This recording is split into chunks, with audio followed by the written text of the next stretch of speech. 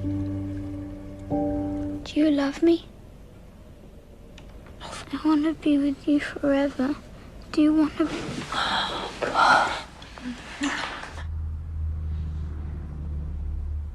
Hai gambar-bar, gimana kabarnya? Apito, alhamdulillah. Gimana puasanya bre? Lancar kan? Syukurlah kalau gitu. Sudah hampir 1 minggu ya kita nggak jumpa, dan tentunya masih bersama saya si Rio, cowok tampan stok terakhir, yang akan menceritakan film-film seru teman batal puasa kalian.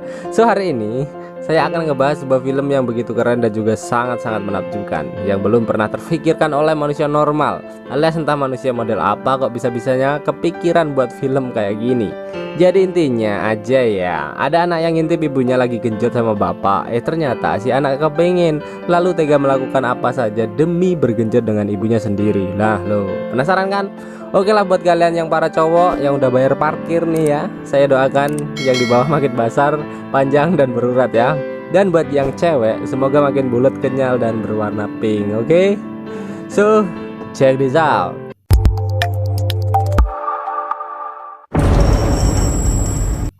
Di awal film kita akan diperkenalkan pada sepasang suami istri yang tampak begitu bahagia dengan rumah baru mereka, bernama Matt dan Kate. Matt, pria bewok idaman emak-emak ini, adalah seorang pelukis yang mumpuni dan begitu mencintai karya seni, tapi juga seorang peminum alkohol yang handal. Sedangkan Kate, wanita cantik, rajin, pinter masak, dan penyayang ini adalah seorang penulis. Mereka berdua tampak kompak membereskan rumah baru mereka. Ketika sedang mengulitin wallpaper di tembok, Matt tak sengaja menemukan pintu klasik, lalu segera membuka pintu dengan kunci yang unik juga. Lalu masuklah mereka berdua ke dalam ruangan. Namun tiba-tiba terjadi hal aneh, di mana lampu di rumah mereka tiba-tiba berkedip.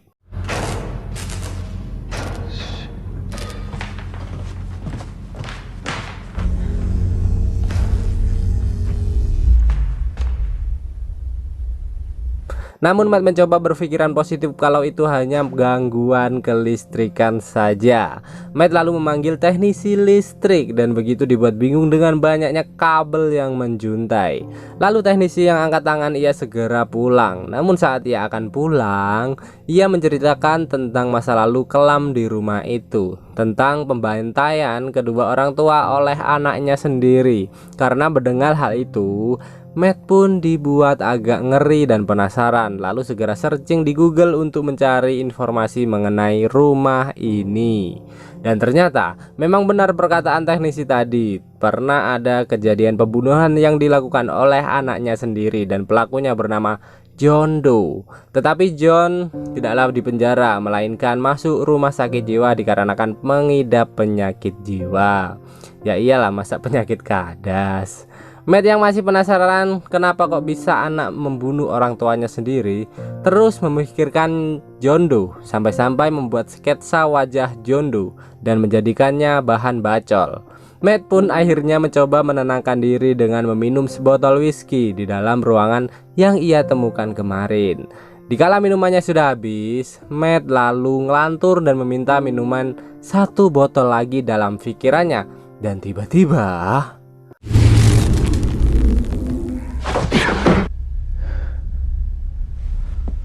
Matt dibuat terkejut karena minuman yang ia minta berada di depannya.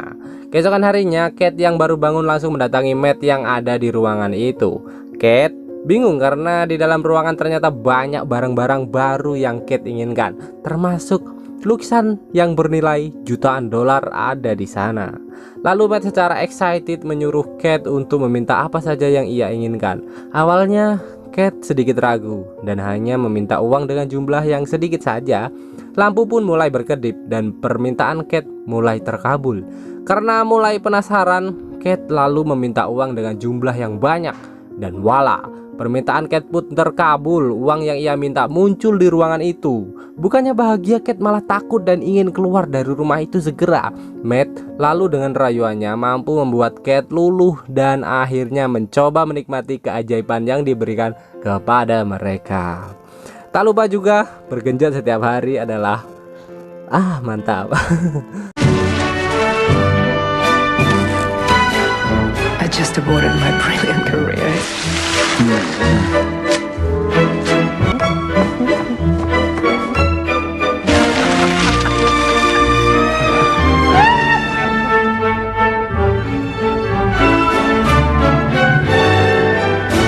Mereka hari-hari selalu dipenuhi dengan kebahagiaan. Singkat cerita, semua kebahagiaan yang mereka miliki malah membuat Kate menjadi bosan, seolah-olah tak ada lagi yang diinginkannya di dunia ini. Matt yang menyadari hal itu berusaha menghibur istri tercintanya dengan berencana memiliki seorang baby.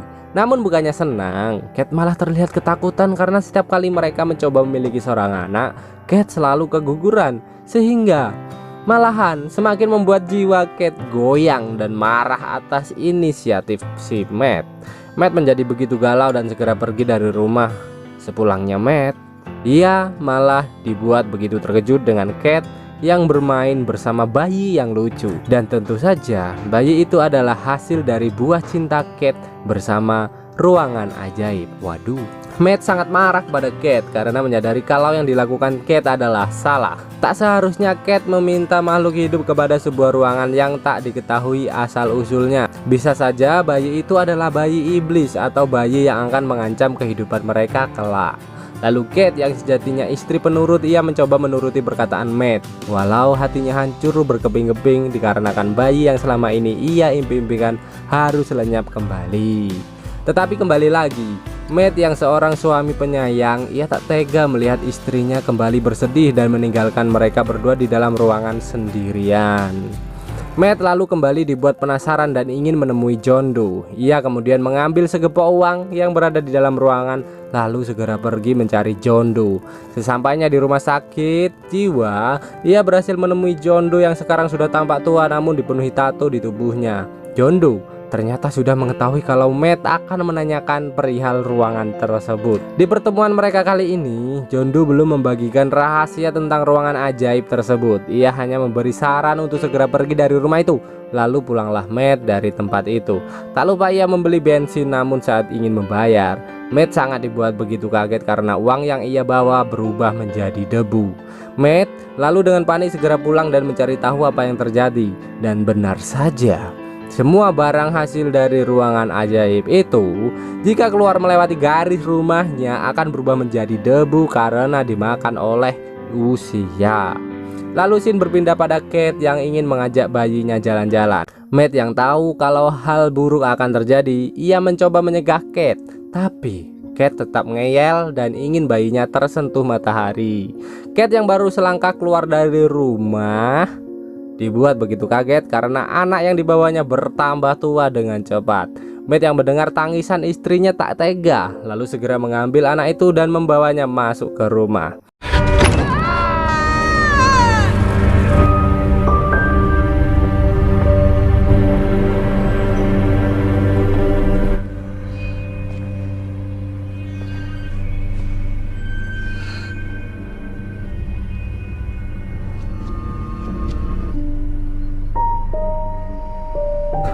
Kini anak itu telah berumur 7 tahun karena termakan oleh usia. Kate setiap hari merawat anak itu dengan penuh kasih sayang dan diberi nama Shane. Kate juga mengajari Shane membaca, menulis, makan, ngomong, coli pakai sabun dan masih banyak lagi. Sehingga hubungan mereka semakin dekat, namun Matt yang tidak pernah menginginkan kehadiran Shane tidak pernah memperdulikannya.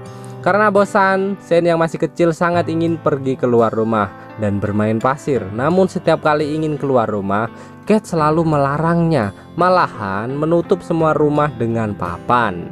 Shane yang menghabiskan waktu di dalam rumah, ia akhirnya berhasil menemukan ruangan ajaib di sana secara diam-diam. Entah bagaimana caranya, Shane bisa tahu kalau ruangan itu bisa mengabulkan semua permintaan, sehingga Kate dan Matt dibuat begitu kaget melihat ruangannya kini berubah menjadi hutan, sedangkan Shane asik bermain salju. Shane? This is amazing.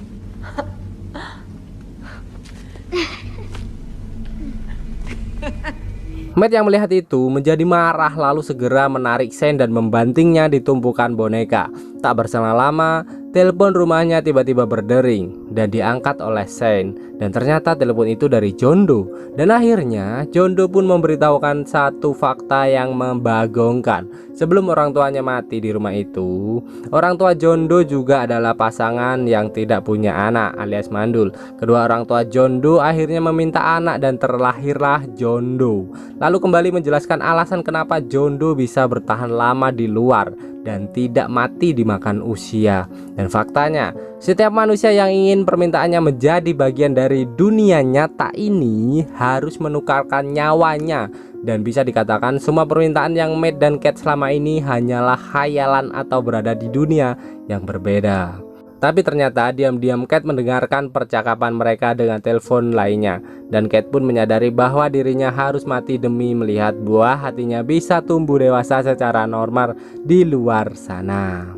Awalnya Kate mencoba bunuh diri, namun ia menjadi ragu dan kembali pulang keesokan harinya. Matt yang semalam dibuat bingung karena istrinya tak kunjung pulang, ia langsung menerkam serabi lempit istrinya setelah istrinya pulang. Dan ternyata pergenjotan itu disaksikan secara live oleh Shane dan mulai tertarik kepada kemolekan tubuh emaknya sendiri.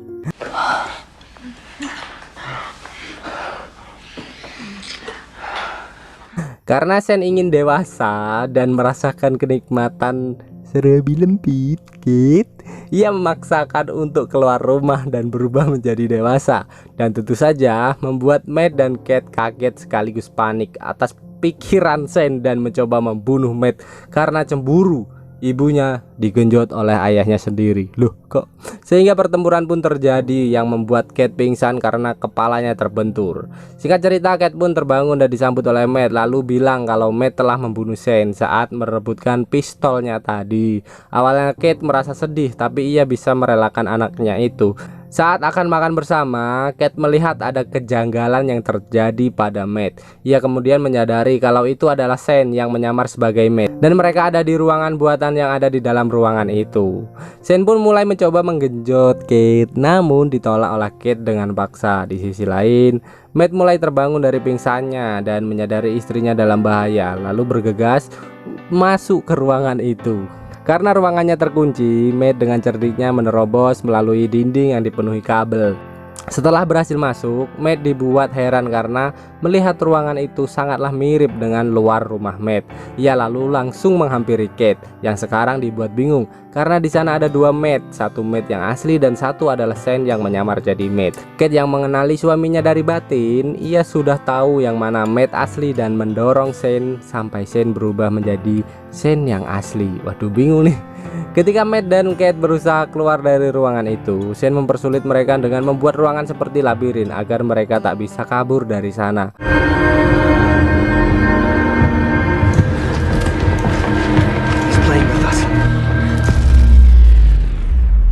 Karena mereka bertiga bisa membuat permintaan, mereka bertiga pun saling beradu imajinasi dan berhasil mengelabui Shane.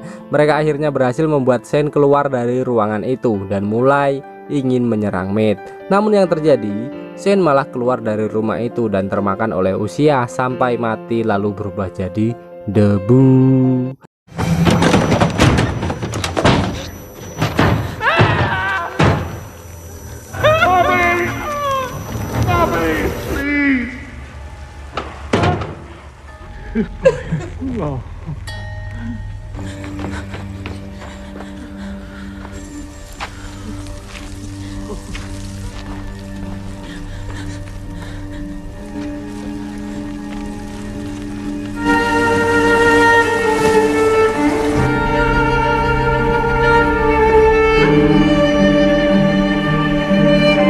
Satu bulan pun berlalu.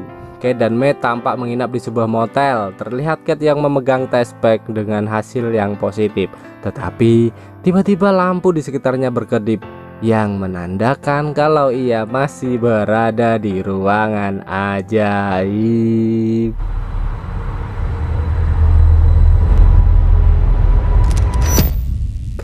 Lalu film pun tamat. Film yang sangat imajinatif tentunya ya bun ya. nggak kebayang kalau saya diberi permintaan kayak gini. Saya ya tahulah sendiri lah. Dan untuk yang bingung sama endingnya, saya memiliki sedikit opini yang mungkin akan menjawab sedikit pertanyaan kalian. Jikalau sebenarnya Matt yang asli telah meninggal atas bentrok yang terjadi antara Shane dan Matt saat merebutkan pistol. Dan sepertinya Shane yang telah menyadari dirinya akan diketahuan oleh Kate, ia mencoba membuat rekayasa kalau Shane yang asli telah mati, berubah menjadi debu, sehingga Shane bisa leluasa menikmati mendapatkan kasih sayang seperti Kate menyayangi Matt gitu. Hal ini juga diperkuat kalau Matt yang dulunya bertahun-tahun mandul kok bisa-bisa dalam sebulan menjadi gak mandul gitu. Padahal saya ingat Kate, ia cuman bercocok tanam dengan Matt seorang. Baiklah saudara-saudara, itu saja yang mampu saya sampaikan. Jikalau ada tutur kata yang salah, mohon maaf. Sehat selalu, bayar parkir biar dapat pahala, dan salam abar-bar.